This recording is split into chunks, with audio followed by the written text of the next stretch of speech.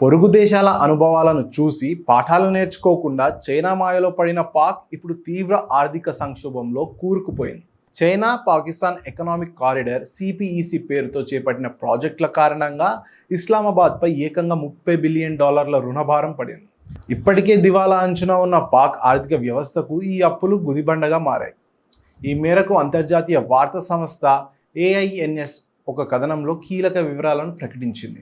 China తన ప్రతిష్టాత్మక belt and road initiative కింద పలు పేద మధ్య ఆదాయ దేశాలకు మౌలిక సదుపాయాల ప్రాజెక్టుల పేరుతో భారీగా రుణాలు ఇస్తున్న విషయం తెలిసిందే. అయితే ఈ ప్రాజెక్టుల నుంచి ఆశించిన స్థాయిలో రాబడి రాకపోవడం, కరెన్సీ విలువ పడిపోవడం వంటి కారణాలతో ఆ దేశాల అప్పులు తిరిగి చెల్లించలేక తీవ్ర ఒత్తిడికి గురవుతున్నాయి.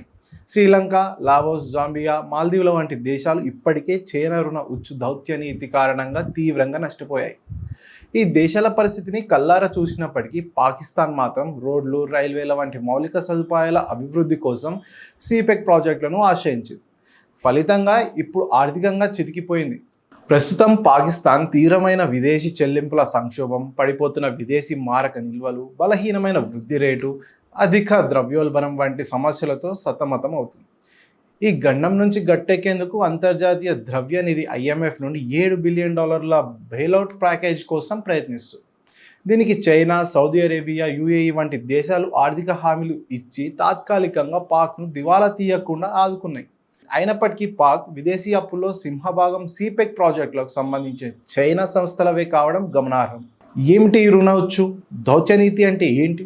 కొన్ని దేశాలకు ఉద్దేశపూర్వకంగా వాటి సామర్థ్యానికి మించి రుణాలు ఇచ్చి అవి తిరిగి చెల్లించలేని స్థితికి చేరుకున్నప్పుడు ఆ దేశాల నుంచి వ్యూహాత్మకంగా ప్రయోజనాలు పొందడాన్ని రుణ ఉచ్చు దౌత్యనీతిగా విశ్లేషకులు అభివర్ణిస్తున్నారు. దీనికి శ్రీలంకలోని హమ్మన్తోట పోర్టు ఉదంతం ప్రత్యక్ష ఉదాహరణ. వాణిజ్యపరంగా ఏమాత్రం లాభదాయకం కాని ఈ పోర్టు నిర్మాణం కోసం చైనా నుంచి భారీగా అప్పులు తీసుకున్న శ్రీలంక వాటిని తీర్చలేకపోయింది. దీంతో ఆ పోర్టును 99 ఏళ్ల పాటు చైనా సంస్థకు లీజుకి ఇవ్వాల్సి వచ్చింది.